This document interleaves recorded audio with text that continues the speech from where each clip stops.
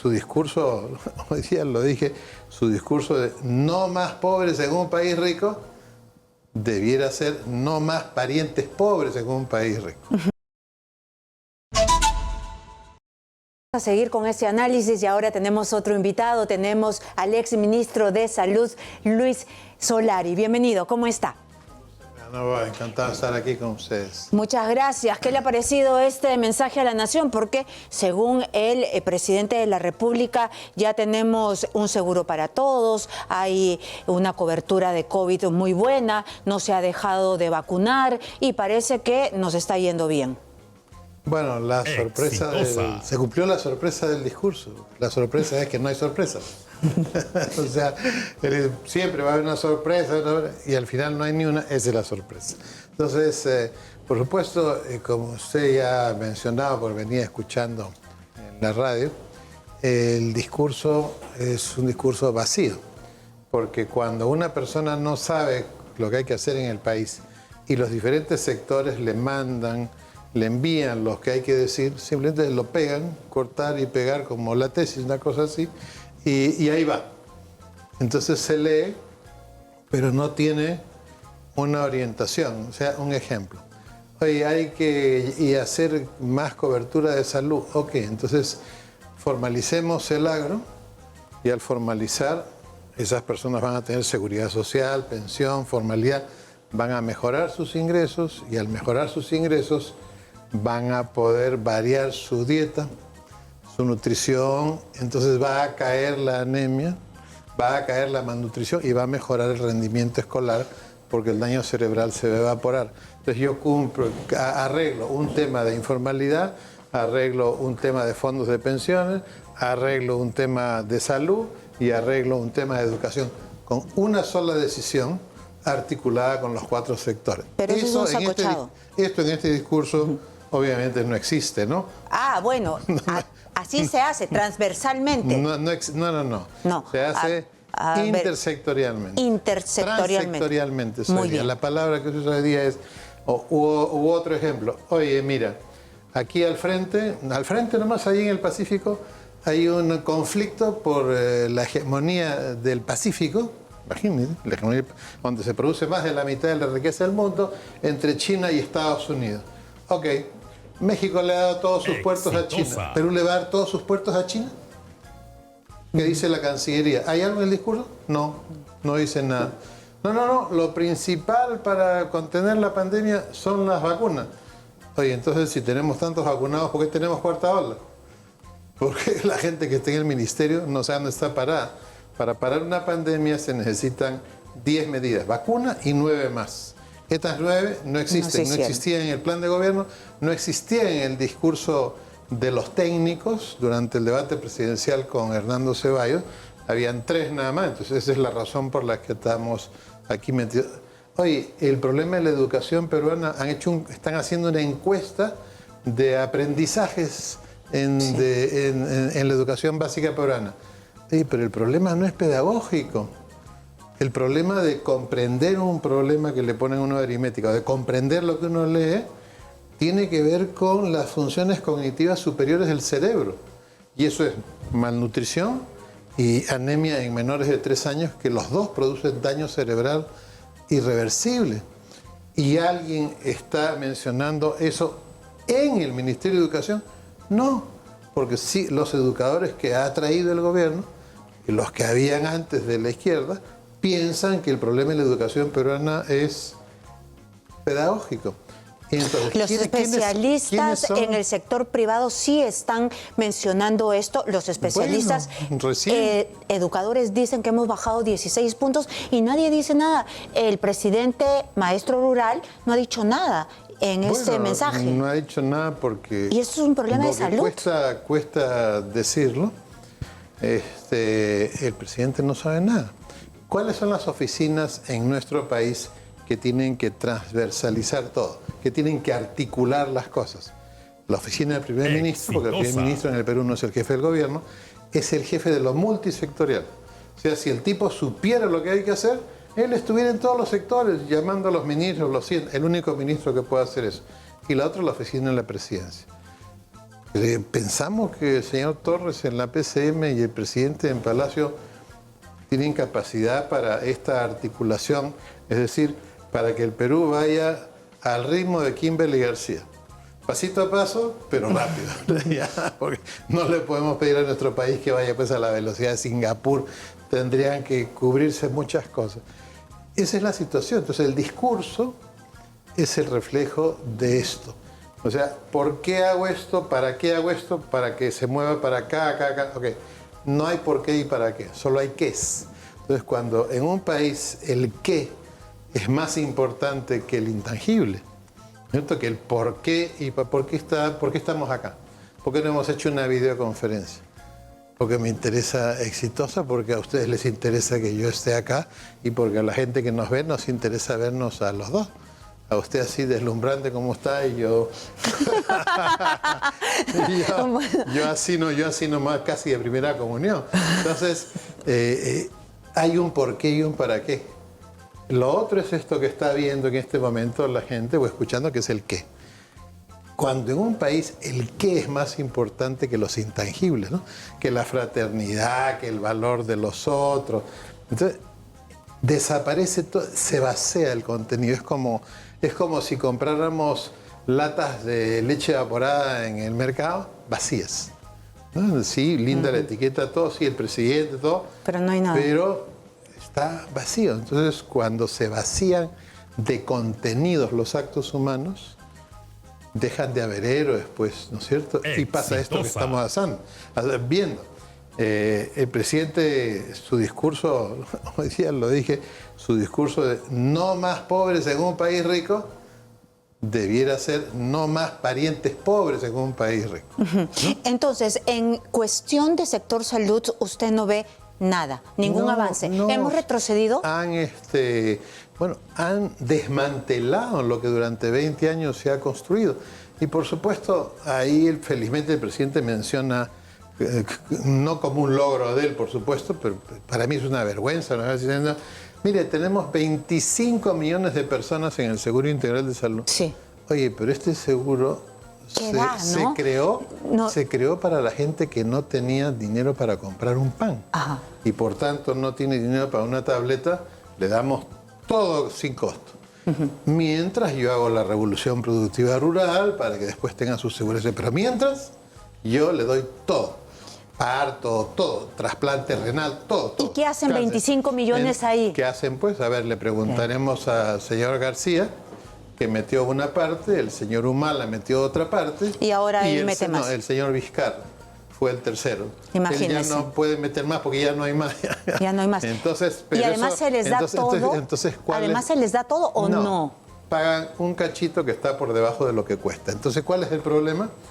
Los hospitales del ministerio tienen una sobredemanda de servicios y los pobres a un lado. A un lado. Y a mí lo que más me dolió... Por razones políticas. Y yo veo, hay exministros que son los responsables, que se pasean por los canales, pontifican todo, y ellos hacen que la gente que realmente necesita el Seguro Integral de Salud tenga que hacer cola. Así es. Y a mí lo que me descuadró, me dolió del discurso es de que hablara sobre las personas con cáncer, porque aquí nosotros hemos mostrado y buscado también entrevistas con personas que están pasando un calvario porque no encuentran ni en el CIS ni en el Ministerio de Salud las medicinas para el cáncer. El cambio de personas, no leímos que en el año pasado dizque habrían subastado las direcciones del ministerio por 150.000 soles. No sé, pero no pueden comprar, en Cenares no pueden comprar. No, lo que pasa es que ha entrado un montón de gente que no sabe dónde está parada. O sea, está es la ineficiencia. Desmantelado. Y los gobiernos anteriores tienen una responsabilidad. La señora Merino que me sucedió y el señor Ferrero que lo sucedió avanzaron en los temas de la carrera pública, porque la principal medida para la lucha contra la corrupción es que haya carrera pública. O sea, que el funcionario realmente sea un funcionario de carrera, que no esté cambiado, ¿no es cierto? O sea, tiene un par de rodilleras, se arrodilla un poco y ¡pum!, entra a un puesto. No, eso no existe en los países que hay carrera pública. Y esto quedó todo listo. Y en el año 2004, en la Comisión de Descentralización y Reforma del Estado, que quedó en manos de la oposición, ahí se mandó al tacho de basura. Y si ganamos las elecciones, como van a estar los sitios ocupados, mejor lo tiramos en el tacho de basura, y ganaron pues las elecciones. Entonces, desde ahí no hay carrera pública, que es algo, cualquier aparato público con un poco de seriedad, con un país que quiera realmente, que no me venga a hablar de justicia social, será justicia social para sus parientes, ¿no? Tiene que tener esta cuestión, y ese es el gran desafío de este quinquenio, que terminemos en la parte de la cuestión pública con funcionarios que sean de carrera, lo cual permite que las universidades tengan gente que estudiando carrera pública. Acá solo se estudia pregrado de carrera pública en una universidad en Puno y en la PUC, pero que no tiene dónde trabajar, porque no hay pues carrera pública. Quiero seguir con lo que ha dicho. Edificación del Hospital San Juan del Lurigancho, que iniciará su construcción el segundo semestre del 2023. Bueno, un hospital, construcción de Hospital Sergio Bernales en Comas, yo creía que ya existía. No, y después existe dice, pues el viejito, y el terreno que está al costado... Va a construir. No, el terreno que está al costado todos lo hemos defendido, yo he estado 10 años trabajando en Lima Norte, lo hemos defendido con puñal entre los dientes, porque lo querían pues vender para un centro comercial. Bueno, y ahí se va a construir. Y aquí me llama la atención, Antonio Lorena en el Cusco. Este es un hospital que se viene abajo y que estuvo manchada por la corrupción de OAS en el gobierno de Nadine Heredia, Ollantumala y Martín Belaúnde Locio. ¿Qué van a hacer? ¿Lo van a traer abajo? ¿Quién sabe? En ese hospital la única solución es traerlo abajo. Traerlo abajo y volverlo a hacer. ¿Que el señor lo va a pagar en vez de cobrarle? No hay nadie preso, ¿no? No hay nadie preso, pero... No hay nadie preso, porque usted recordará que un momento, hace un par de años, había una guerra nuclear por capturar el Ministerio Público. Porque en el Ministerio Público las cosas pasan a juicio penal o se declaran archivadas. No son cosas jugadas. Ahí dicen, no, en lo mío es cosa jugada, ya lo archivó el Ministerio Público. No, compadre, lo tuyo está archivado. Cosas jugadas es cuando la ve el Poder Judicial. Entonces, todos los actos de todas las cuestiones de corrupción y de cosas raras que hay en la gestión pública, en las compras, todo, si llega una investigación al Ministerio Público, el Ministerio Público es el que decide si va a juicio penal, que usted sabe que es irrenunciable una vez que arranca el juicio penal, hasta que no termina, ¿no? Antes, que yo recuerdo cuando era chico, había una suerte de guerra por la captura del Poder Judicial. Pero después todo el mundo se da cuenta que menos complicado que llegue al Poder Judicial, los corruptos, por supuesto, mejor capturan el Ministerio Público y ahí diluyen, matan todo. ¿Recuerde usted cuántas veces se Marita archivó Barreto, de lo de repente las esterilizaciones forzadas? Sí, veces 1 millón de archivó? veces. Bueno, claro. Ahora ya está judicializado.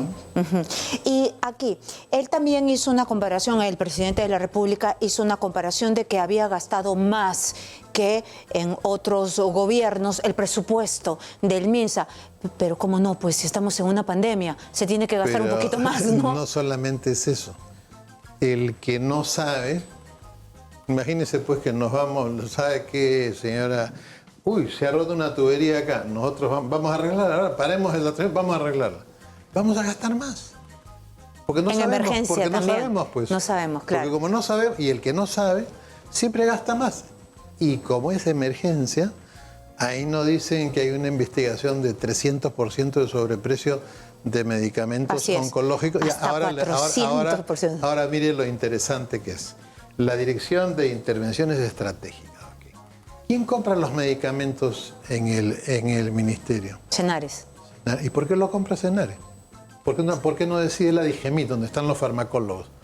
Esto es como en un hospital privado. Un día había hospitalizado en un hospital privado a una persona y me enteré que los químicos no intervenían en la compra de fármacos, intervenía logística.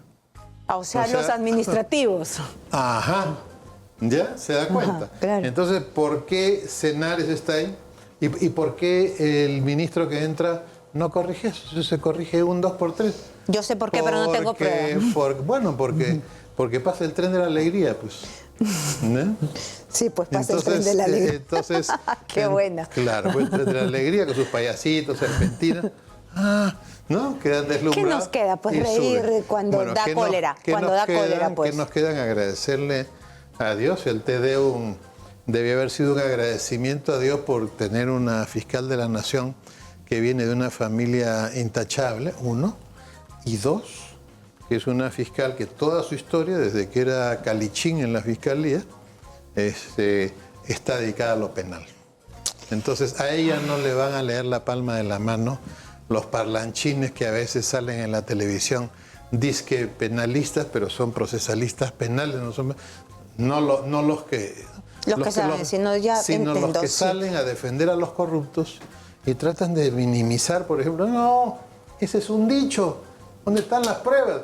A ver, usted es juez, ¿qué tiene que tener al frente para variar el arresto en cárcel por arresto domiciliario? Elementos de convicción. O sea, tiene que estar convencido. O sea, si el juez le ha dado arresto domiciliario al amiguísimo y secretarísimo del presidente, es por algo. Significa que ha visto elementos de convicción. Le han pagado, pues, ¿no? Elementos de convicción. Y la segunda prueba de que la cosa viene en serio es que apenas ha sucedido eso, sale el abogado del otro amiguísimo, el exministro de Transporte, a decir, están negociando su entrega. Entonces es obvio que esto es como cuando uno arma un arbolito de Navidad o el nacimiento de su casa. Nadie me moleste, yo solito. Y la fiscalía va armando su arbolito y cuando ya está listo, vamos a ver pues allanamientos, detenciones, prisiones. ¿Cómo han encontrado los $90.000 que en la cuenta de la primera dama? Que dos parientes le entregaban pues, a un es fulano. Una unidad Y la especializada. UIF intercambia información con las UIF de todo el mundo. Hoy día está sometido a esas investigaciones. Hoy significa que van los canarios de los ahijados, también quedan investigados. Muy bien, vamos a detenernos aquí un momento porque nos tenemos que ir a una pausa comercial. Nosotros nos hemos desviado un poco del tema de salud. ¿Por qué? Porque Luis Solari también ha sido premier, ha sido primer ministro, así que vamos a hablar de la parte política también, porque aquí me está reclamando que no lo voy a hacer venir solamente por salud y no lo hemos hecho venir solamente por salud. Regresamos después de la pausa comercial. Estamos hablando del tema ya político. Ya pasábamos del tema de salud, que lo ha desagregado, como ustedes han escuchado, que no han habido muchos anuncios, que más bien nos ha paseado un poquito el presidente de la República, y ahora hablamos del tema político. ¿Cómo ve, doctor Solari, el tema político? ¿Cómo debería, según usted, ser el desenlace de esto? Llega el presidente a los 5 años, ¿debería haber un desenlace? Mire, el discurso de hoy día tenía que haber comenzado con el primer tema, la corrupción. Y obviamente, aparte de eso que estaba escrito y no dijo, que ya verán los constitucionalistas si eso no infracción constitucional, tenía que haber comenzado con pedir al Ministerio Público que fuera implacable con la corrupción de su entorno. Siquiera, ¿no? Un gesto. Pero no, eso no sucedió. Entonces, ¿qué sucede? Si nosotros revisamos hacia atrás, vemos que esto comenzó primero con indicios de corrupción, rumores de corrupción, que se juntaron los dos. De ahí aparecieron ya los testimonios, ¿no? Que es donde la prueba testimonial comienza a ser confrontada con otra. Entonces hay 5 o 6 colaboradores eficaces y se entrecruzan las versiones. Y eso se va investigando. De ahí, obviamente, cuando ya estamos en esa situación, cuando sale Carolyn López, comienza, obviamente, otra fase distinta, ¿no? Que es el lamponaje, que es ya cuando las amenazas de muerte, la pateadura aparente a Pacheco, que él dice haber tenido. En ese momento, cuando un gobierno llega a ese estado, solo hay 2 caminos. O se caen exitosa o se convierten en dictaduras, ¿no? Comienzan ya los reglajes, todas esas cuestiones. Entonces, no hay condiciones para convertirse en dictadura, porque el gobierno no tiene una mayoría como tiene Chávez, como tienen pues otros presidentes, Maduro, ¿no? No tiene eso. Es un mal, pero yo honestamente creo que es un bien. ¿Se imagina usted lo que sería este gobierno si tuviera mayoría en el Parlamento directa por sus votos? No hay forma de tener control político. El presidente Castillo llega a Palacio de Gobierno con 35% de todo el padrón electoral. Boric en Chile con 31% y Petro con 29% en Colombia. Es decir, eso el Latino Barómetro le llama la crisis de ausencia de mayorías, que trae problemas de gobernabilidad por sí sola. Pero a nosotros, no se olviden, los 4 países de la Alianza del Pacífico por primera vez tienen 4 presidentes de izquierda. De izquierda, así es.